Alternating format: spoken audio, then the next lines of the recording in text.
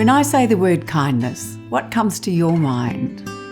Some people think fairy floss, puppies and memes. But for me, kindness is about action to change the world. It's about creating the kind of world that so many of us want to live in. In 2021, I set up a project called the Kindness Pandemic. With a team of 12 wonderful volunteers, we became one of the fastest growing Facebook groups in the world. We had 50,000 new members a day, almost 570,000 members in 2 weeks, 70 local groups across the world, 45 campaigns, over 30 partners, and we participated in more than 100 media interviews, including with Marie Claire, CNN, The Project, ABC, SBS, and the head of Facebook app. In November 2021, the Kindness Pandemic was voted the most uplifting Facebook group in the world. And the winner is Catherine of the Kindness Pandemic Group. Congratulations, Catherine. I think this award demonstrates the need for intersectional kindness. So many of us want to live in a kinder world, and promoting acts of kindness by and for older people is a very powerful approach indeed. What's unique about our approach to kindness is that we promote acts of intersectional kindness, or kindness to change the world for people who are marginalised. And what is also really special about our group is that we have created a space where respect for older people is palpable.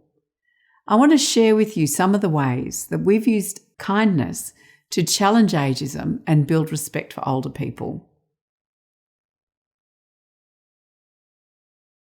The first example I want to share with you is the My Grandmother campaign. This campaign is one of our projects to promote acts of kindness for older people. We invited people to share a story about something their grandmother had taught them.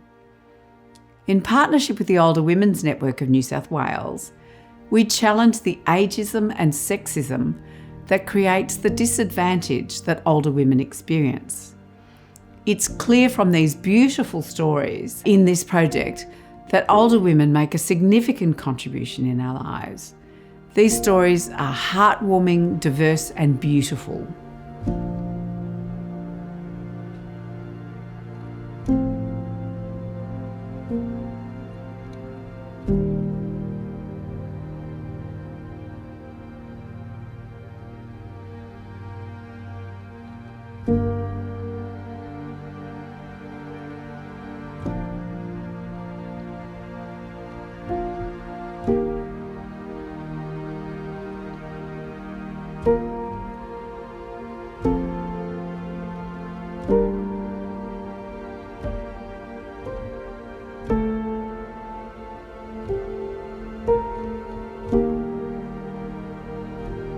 The second project is The Raw.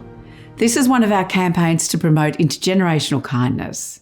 The Raw is a fairy tale about dinosaur pride. It traces the real-life friendship and mentoring that occurred between a 12-year-old trans kid and a 69-year-old trans woman. This adorable story has become a film, a children's book, a workshop, and a very powerful approach to building intergenerational partnerships that promote LGBTIQ community wellbeing. Jaxosaurus was a special dinosaur with a smile that lit up the night sky. He was an artist, a dreamer, a surfer, and a skatey kid. He had a pet meerkat called Harley, and he dreamed of Dinoversity being able to roar. His bedroom walls were plastered with art about kindness for all dinosaurs.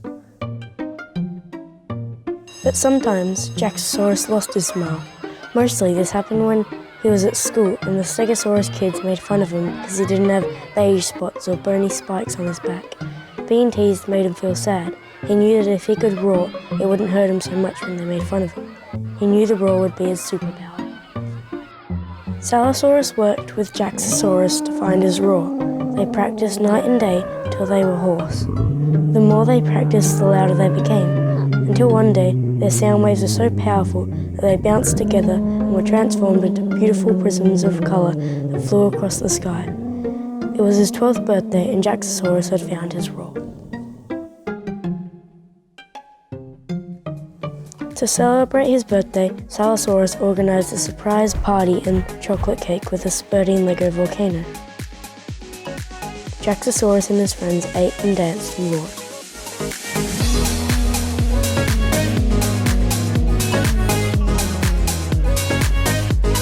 Salosaurus made a speech saying, "Jax, you are such a cool kid, and when I hang out with you, I feel like a big kid. I feel like we are just two kids having fun, the fun I couldn't have when I was a kid." Then Jaxosaurus stood up and said, "You make me feel strong and confident, Salosaurus. I am so grateful to have such a caring dinosaur friends like you."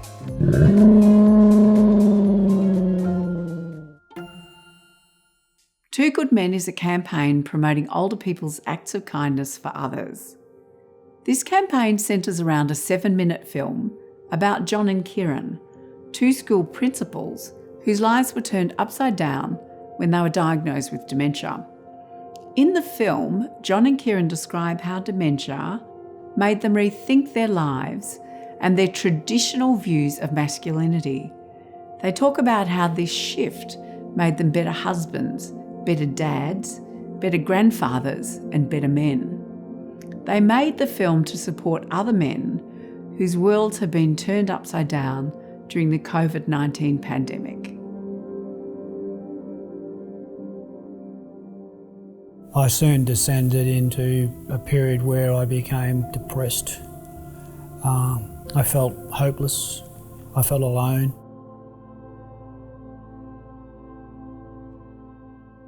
Most people derive their identity from what they do in life.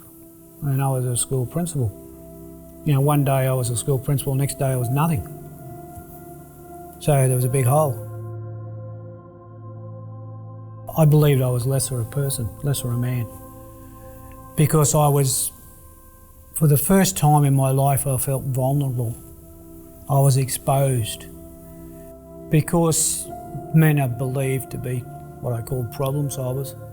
Because I had a cognitive impairment, mate, I could no longer be a problem solver. I couldn't solve problems, you know, because of my dementia. That part of the brain that's involved in problem solving and processing information and all that was cactus. That had gone. So, yes, that's how I felt. Projecting Beauty is a campaign to encourage older people's acts of self-kindness. Our fashion parades focus on older people who have never modelled before. We encourage the models to challenge their internalised ageism and recognise themselves as beautiful. We invite the models to develop a catwalk attitude or a confidence mindset that they take with them down the runway. We say to our models, beautiful is an attitude. Don't let ageism define yours. Our models tell us that they take the lessons from the runway and apply them to their everyday lives as a protective factor against ageism.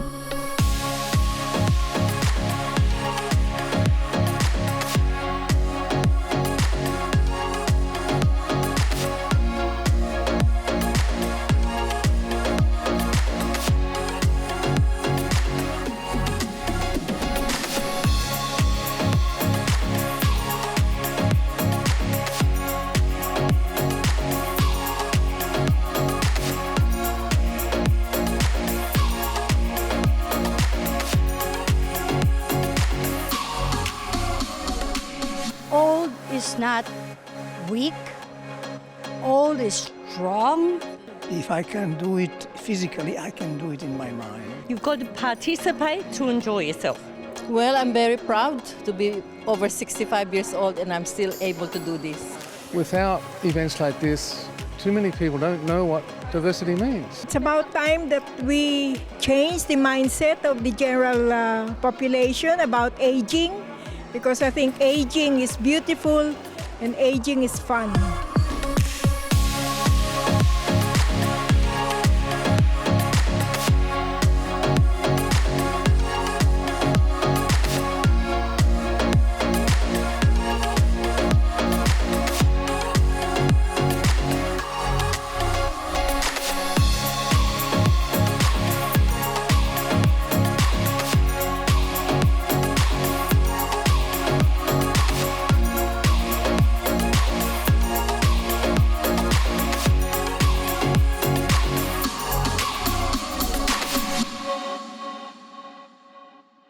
These campaigns and everything we do are shaped, directed and driven by our Elder Leadership Academy.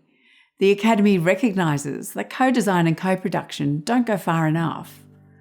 Older people have the expertise to lead projects that transform their own lives and create widespread social change. We offer fellowships for older people to co-lead change on the issues they face. We are so proud of all our graduated fellows of the Elder Leadership Academy, including Edie Mayhew, who led a project called Pulse of My Heart, which documented her experiences of dementia with her married partner, Anne Tudor. Anne and I advocate for people with younger onset dementia. Well, you've got to get the message out there to people that,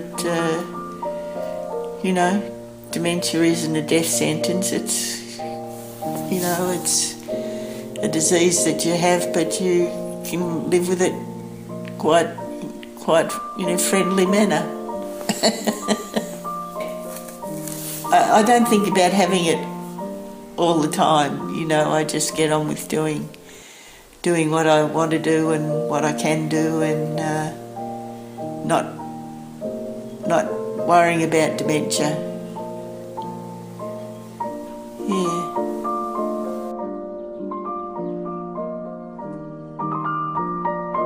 Anne and I have been together for 31 years. Oh, she's the most important other person in my life, because she looks out for me. She does a lot of things for me and with me, and we have a good time together. There's a lot more love for each other. Our hearts are bigger because with the dementia we have to work together, and we feel a strong emotion towards each other. Yeah, I think people that are working with people that have dementia need to have bigger hearts as well, so that they can encourage the people that they're working with and give them good experiences. Anne Tudor AM led Bigger Hearts, a project which engaged the whole community of Ballarat to become more dementia friendly. It's been something that our GP said was, you need to allow Edie to have her own experience of dementia. But when you've been with someone for such a long time,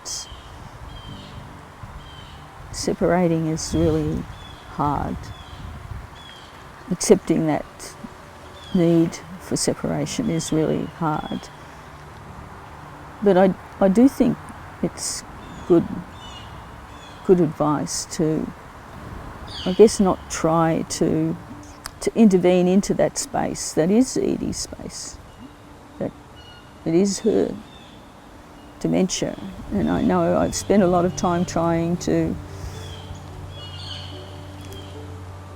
make it different, as if she didn't have dementia.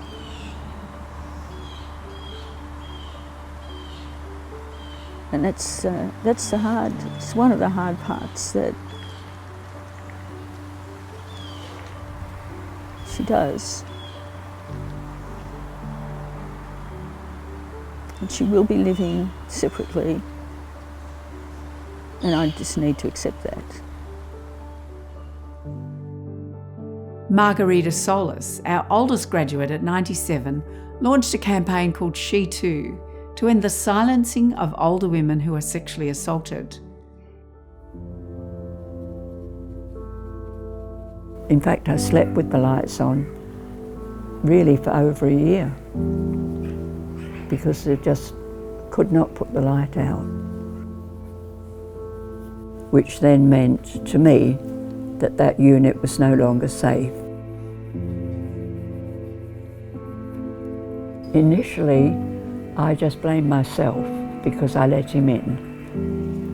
And I felt that I should have just, right from the start, say no. But he was the manager, and I just thought that was all right. I haven't spoken to very many people about it, really, because I just didn't want, I don't know, I suppose I didn't want people to think that maybe it was my fault. The police told me that they reckon 80% of people who have something like this don't report it because they feel it was their fault. And I did, I really did. When he was ranting around in my place, he kept on talking about, you old women. And I was thinking to myself, you say that once more and I'm going to chuck you out or something. You know, it's just as though because you're old, you're not worth anything. And you're just young people in an old body. You're no different, not till you look in the mirror. And you know, it's just disrespect. And you know, most of the elderly women are mothers and grandmothers. Why should they be treated like that just because they're old? Molloy developed a cultural safety framework for residential aged care service providers to understand the needs of older LGBTI people.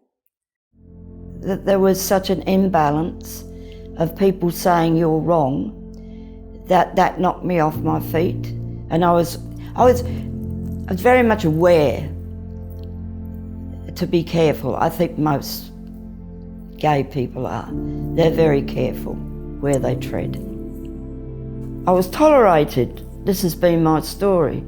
Molloy gets tolerated. And I had many people tell me, you know, that my lifestyle was wrong, and you know, that usual thing, all you need is a good man.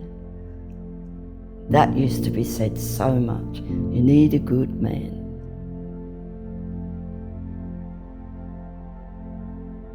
Well, I get knocked off my feet when people don't accept me or they don't accept who I am, and it still happens. I'm still experiencing discrimination at 83.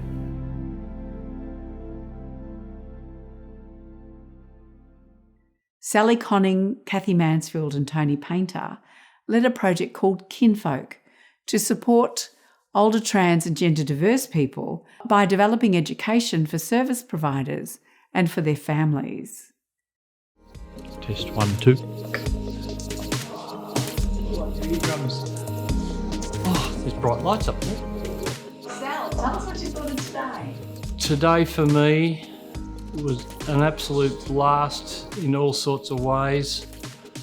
I guess it was just a powerful day hearing people express how they will help us as a trans and gender diverse community.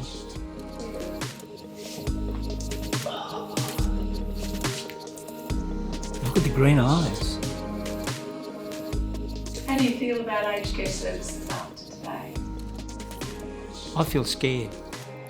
I am not at all comfortable about the general aged care sector being able to provide the resources that we know are going to be an issue into the future as not only transgender, as older folk in the broader community go into care. There's this great tsunami of baby boomers going to hit, and government funding is going to be tougher and tougher. So there's going to be more pressure. Now, if I had these folk being involved in my care, I would be confident.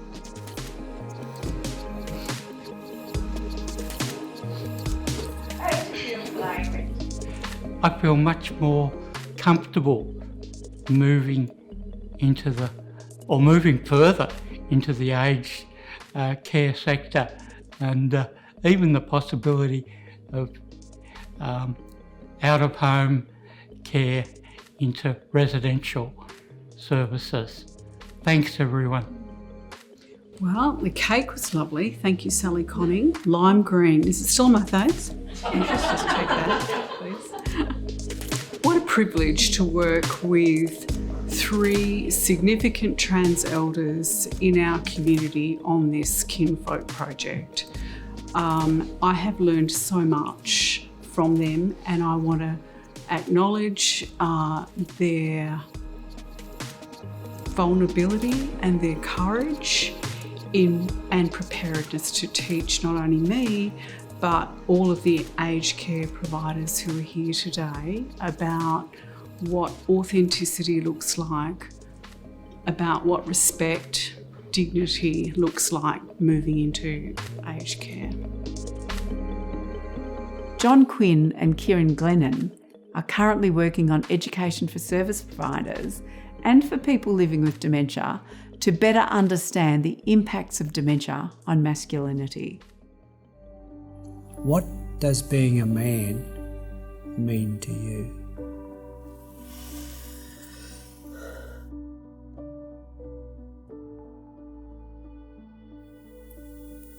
It means I have things I need to do, look after my family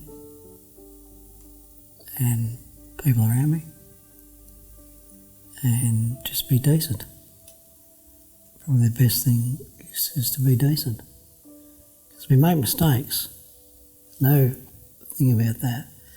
But if you can work to make that it is in a good way, that's good. That's how I'd look at